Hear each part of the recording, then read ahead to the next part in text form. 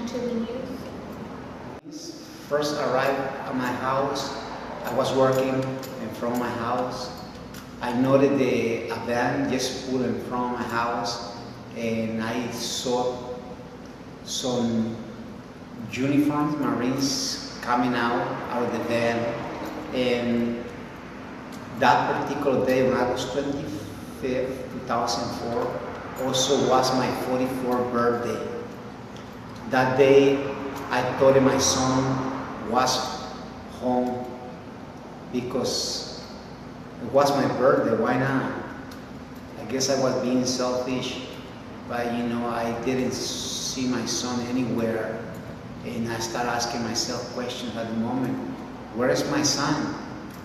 I have another son whose name is Brian. He was 17 at the time. He's 19 years old now. And I asked the Marine once again, are you here to recruit some kids? And they said, no, we are here to see the family. And I said, wait a minute, I'm the homeowner. And they said pretty much, are you Carlos Arredondo? I said, yes, I'm Carlos Arredondo, Alexander S. And then it's pretty much what they said. I'm sorry, we're here to notify the death of your son, Alexander Arredondo. And when they finished saying that, the whole world toned down. I feel like my heart went all the way to the ground and then rushed 100 miles an hour through my body. I was speechless. I cannot believe that this was happening. And in that moment, I thought it was just a nightmare. I didn't say anything to the Marines. I pretty much looked at their faces, and I ran back to my house where my mother was working in the backyard. And I went and I told her, Mama, Chichi has been killed. That's how we used to call Alex for that nickname. And when my mom heard these words, she got devastated herself too. So she ran to meet those Marines in front of the house because they never bothered to come inside the house. That's something that we didn't understand till today, why they didn't bother to bring me inside the house, or how they can say, sit down, here's some water, we need to talk to you. They wasn't prepared for this. They didn't grow any chaplain with them. I'm from Costa Rica and I'm very Catholic. I wish they grew a chaplain. But at that particular moment, I wasn't prepared myself either. Was no scripts about how to deal with these circumstances. I wasn't prepared for this new at all. I'm one of those Gold Star fathers who's sitting in the house worried about the son who's fighting in Iraq and pretty much thinking that everything is going to be okay.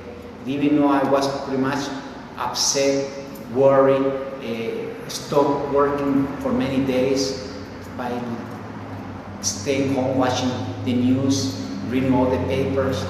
So that's pretty much how I was acting before Alex died.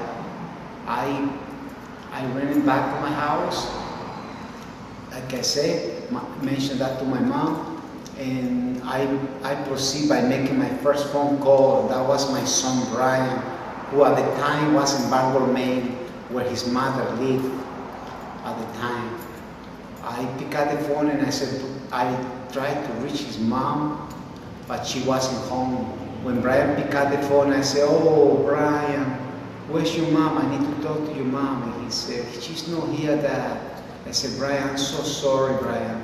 The Marines are here and they're telling me Alex got killed. And Brian said, I know that, I know. So suddenly when my son responded to me, I was in shock because he knew already. And I said, oh my God, how do you know that? He said, Dad, the Marines are here too. I said, oh my God, where's your mom? And she said, she's not here, Dad. She's at her sister's house. I said, oh no, did they tell you what happened? I was worried because he's a minor, and I was hoping they didn't tell anything to him at the moment. But he said, Dad, when I saw them coming, I know what they was coming for.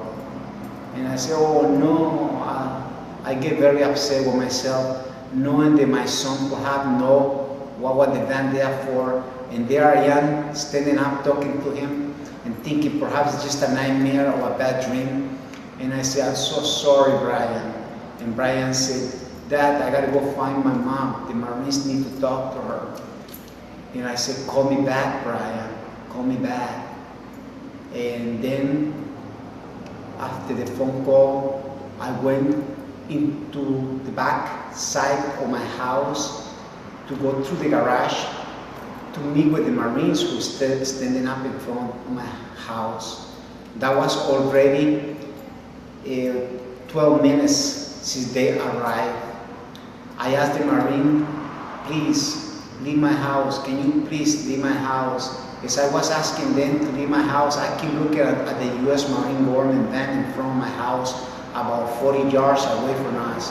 And that was the image that stuck in my head after my son was took away many months before that. So I was like thinking that perhaps if they leave, none of this will happen. So the Marines said, they answered me back by saying, we are here waiting for your wife. She's on the way. We already notified her. So I just left that point and I ran into the back of the yard, sat behind a tree, asked God to please help me, help me. I didn't believe this was happening. His mother, I know his mother just spoke to him the day before. And I was holding the telephone on my pocket, waiting for him to call me and say happy birthday, Dad. Because in the past few years, he never missed the phone call and say happy birthday, Dad. And I was hoping that he called me that phone. And I was sitting behind the tree.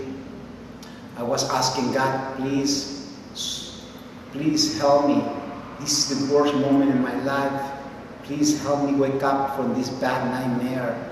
And then I pretty much made a second phone call because I was needing to talk to somebody. I was needing some support for someone.